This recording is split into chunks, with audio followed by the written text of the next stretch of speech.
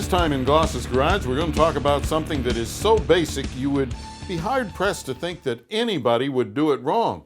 But in reality, just about everyone does some portion of washing their car improperly. All right, now, what do we need to wash a car? Well, here's something we don't need: any kind of laundry detergent or dishwashing detergent or anything like that.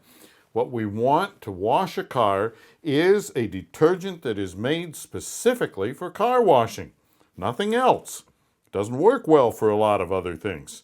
So don't try to substitute, because you can actually degrade the paint on your car with dishwashing detergents and other forms of soaps and so on. Now, typically, you're going to have a choice between a liquid detergent and a granular detergent. Well, I would opt for the liquid because it's much easier to make sure that it's completely dissolved in the water. The granular, well, powdered stuff, you got to make sure you stir it up to get rid of all of the little bits of the detergent, because if you don't, then you can wind up scratching the surface of your car.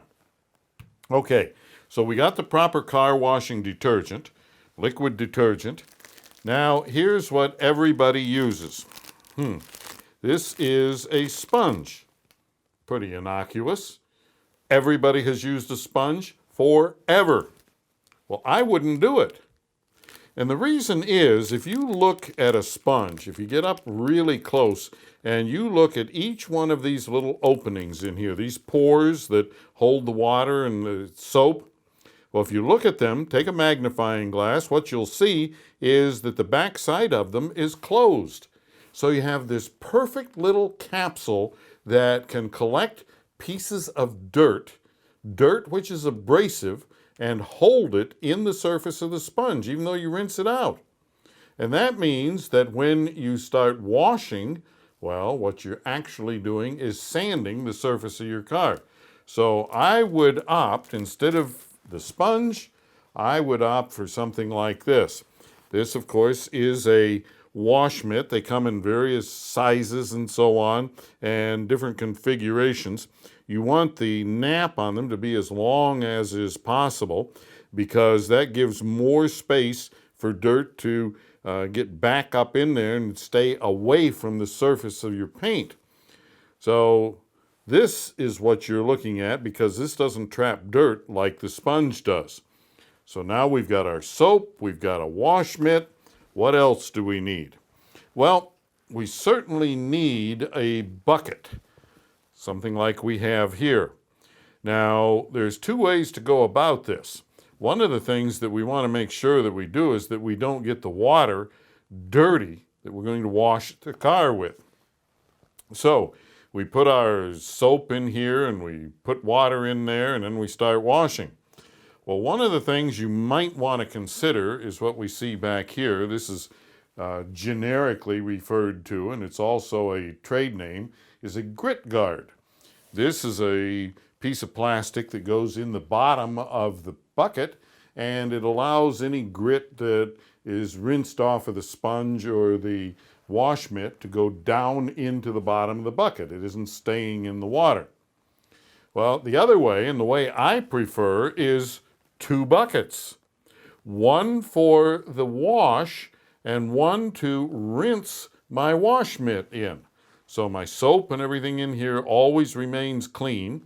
I take the second bucket and I use that to rinse out the mitt before I put it back into the wash water. That way I'm keeping the wash water clean, because all these modern finishes, well, they react, well, you don't see great big problems with them, but what you do see is at night where the paint looks dull or it looks like it has cobwebs on it. Well, that's usually caused by dirt from washing. All right, now, another thing, and this is pretty basic right here. You're going to wash the car. Now, if you're like most people, what you're going to do is you're going to take the wash mitt and you're going to start doing like this in circles. Well, I would never, ever do that, because what you wind up with, any marks that this may leave behind, they form these circles in the paint. And again, at night, under the lights, you're in the shopping center, you look at your paint, and it looks like it's got all these little fine circular scratches or cobwebs there. Well, that's caused by this circular action.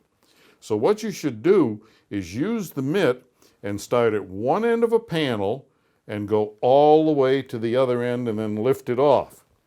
And you can go back the other direction and so on, but you're not going in circles, you're going in straight lines, which reduces those lines that make the paint look dull.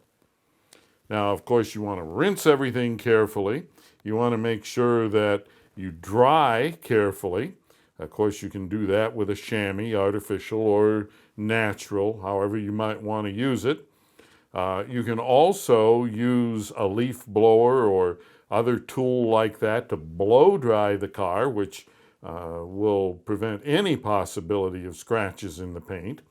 And of course, any time that you're going to do anything at all regarding the paint, you're going to put on any kind of a polish or do anything around it, make sure that you use a good quality microfiber cloth so that you don't get scratches in it. Because the fact of the matter is that cheap microfiber cloths sometimes are just as bad as an old shop towel.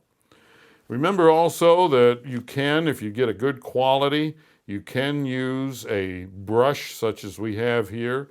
These work quite well, especially if you have a taller vehicle like a sport ute or a minivan or something, especially up on the roof. And if it's good quality, they do not do a lot of damage to the paint. So if you do it right, paint will look good for years and years. Do it wrong and your paint will be iffy almost from the beginning. And if you have a question or comment, how about dropping me a line right here at radio@goss-garage.com.